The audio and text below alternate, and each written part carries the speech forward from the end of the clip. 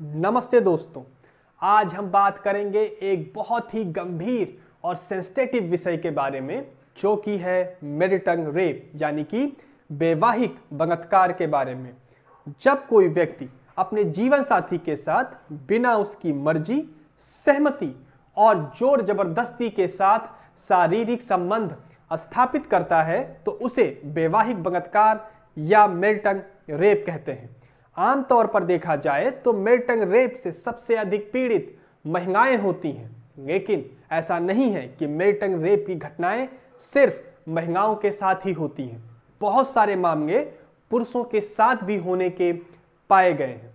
यह टॉपिक बहुत से लोगों के लिए आज भी अनजान बना हुआ है, इसलिए आज हम इस विषय पर विस्तार पूर्वक बात करेंगे और ये देखेंगे कि इसमें क्या क्या समस्याएं हैं और मैरिटल रेप से लड़ने के लिए हम कौन से कदम उठा सकते हैं। मैरिटल रेप को डोमेस्टिक वायलेंस और सेक्सुअल अब्यूज के एक फॉर्म के रूप में देखा जाता है।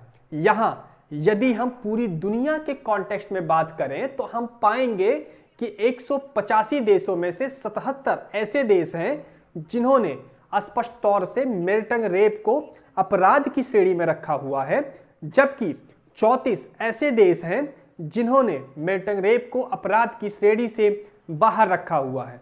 भारत भी इन्हीं 34 देशों में से एक है जो मैरिटल रेप को अपराध की श्रेणी से बाहर रखते हैं। यानी कि ये वो देश हैं जो कि पतियों द्वारा पत्नी के विरुद्ध किए गए यौन उत्पीड़न के केस में पतियों को संरक्षण प्रदान करते हैं।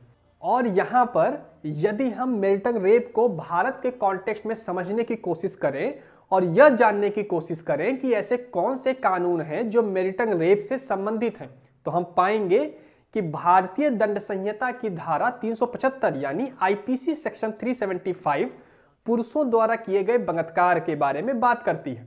और इसी सेक्शन 375 में दो अपवाद दिए गए हैं, जिसमें पहला अपवाद यह कि मेडिकल प्रोसेस को रेप नहीं समझा जाएगा, जबकि दूसरा अपवाद यह कि पति द्वारा अपनी पत्नी के साथ किए गए सेक्सुअल इंटरकोर्स या यौन क्रिया को रेप नहीं समझा जाएगा यदि पत्नी की उम्र 15 वर्ष से अधिक है।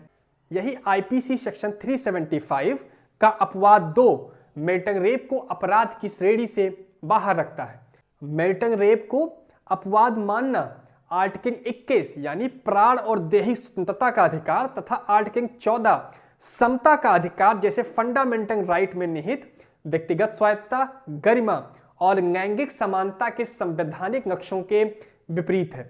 यह महिलाओं को अपने शरीर के संबंधित निर्णय लेने से दूर करता है और उन्हें एक साधन के रूप में प्रस्तुत करता है। इसलिए यदि हम महिलाओं पर हो रहे मैरिटल रेप के प्रभावों के बारे में जानने की कोशिश करें तो हम पाएंगे कि पतियों द्वारा मैरिटल रेप से पीड़ित महिलाएं डिप्रेशन, एंजाइटी, इमोशनल डिस्ट्रेस और आत्महत्या के विचारों से सफर करती हैं। इसी मैरिटल रेप और हिंसक तौर तरीकों की वजह से बच्चों के स्वास्थ्य और सेहत भी प्रभावित हो रहे हैं। एक और परिवार में उपस्थित हिंसक माहौल उन्हें मनोवैज्ञानिक तौर से प्रभावित करता है, तो दूसरी ओर ये घटनाएं महिलाओं द्वारा अपनी और अपने बच्चों की देखभाल कर सकने की क्षमता को भी कमजोर करता है। रिसर्च में यह पाया गया है कि किसी नॉर्मल रेप विक्टिम्स की तुलना में मैरिटल रेप विक्टिम्स में बार बार रेप की घटनाओं का शिकार होने की संभावना सबसे अधिक रहती है।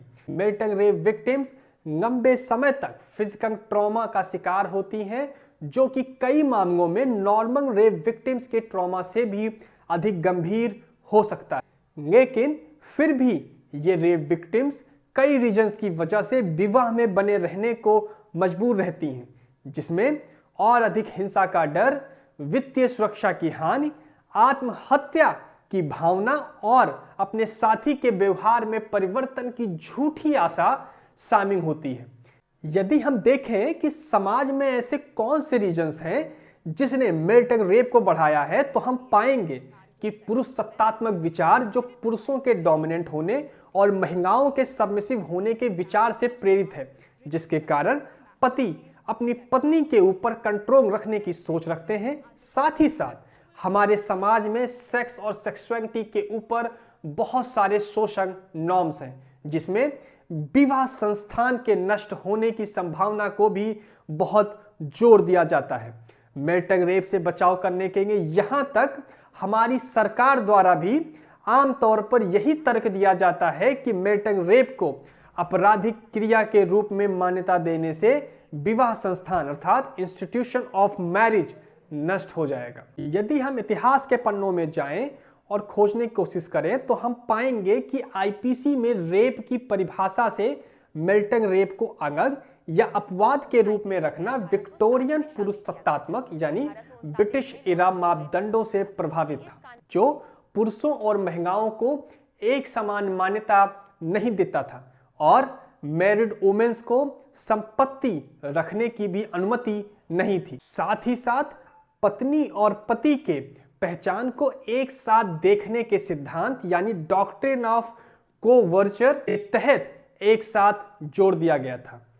हाल ही में दिल्ली हाई कोर्ट ने भारतीय दंड संहिता अर्थात आईपीसी में मैरिटल रेप को चुनौती देने वाले एक मामले में एक विभाजित फैसला सुनाया, जिसके बाद अब यह मामला सुप्रीम कोर्ट के विचाराधीन है और वहां पर सुनवाई जारी है।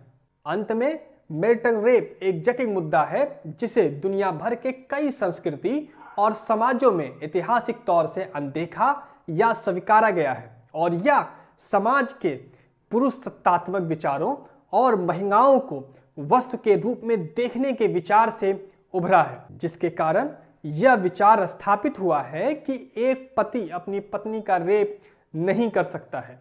हालांकि यह नकारात्मक विचार धीरे धीरे बदल रहा है और हाल ही के वर्षों में कई देशों ने मैरिटल रेप को अपराध बना दिया है। भारतीय कानून भी अब पति और पत्नी को अलग अलग स्वतंत्र इकाई के रूप में पहचान देता है तथा आधुनिक युग में न्याय शास्त्र स्पष्ट रूप से महिलाओं की सुरक्षा से संबंधित है। अतः भारत में भी यह उचित समय है कि विधायिका को इस कानूनी दुर्बलता का संज्ञान लेना चाहिए और आईपीसी सेक्शन 375 का अपवाद 2 को समाप्त कर मैरिटल रेप को रेप कानूनों के दायरे में लाना चाहिए। हालांकि यह मामला अभी सुप्रीम कोर्ट में पेंडिंग है, लेकिन यह पहचानना महत्वपूर्ण है कि सभी व्यक्तियों को उनकी वैवाहिक स्थिति की परवाह किए बगैर शारीरिक स्वायत्तता यानी राइट टू बॉडीली ऑटोनॉमी और सहमति का अधिकार यानी फ्रीडम ऑफ कंसेंट है। हमें उन सांस्कृतिक पैमानों और कानूनी ढांचों को समाप्त करने की दिशा में काम करना जारी रखना चाहिए जो महिलाओं के खिलाफ एक प्रकार की हिंसा को बढ़ावा देते हैं। ये था मैरिटल रेप के बारे में एक ओवरव्यू। यदि आपको वीडियो अच्छा लगा हो तो लाइक करें, शेयर करें और सब्सक्राइब करें। मिलते हैं नए वीडियो में। धन्यवाद।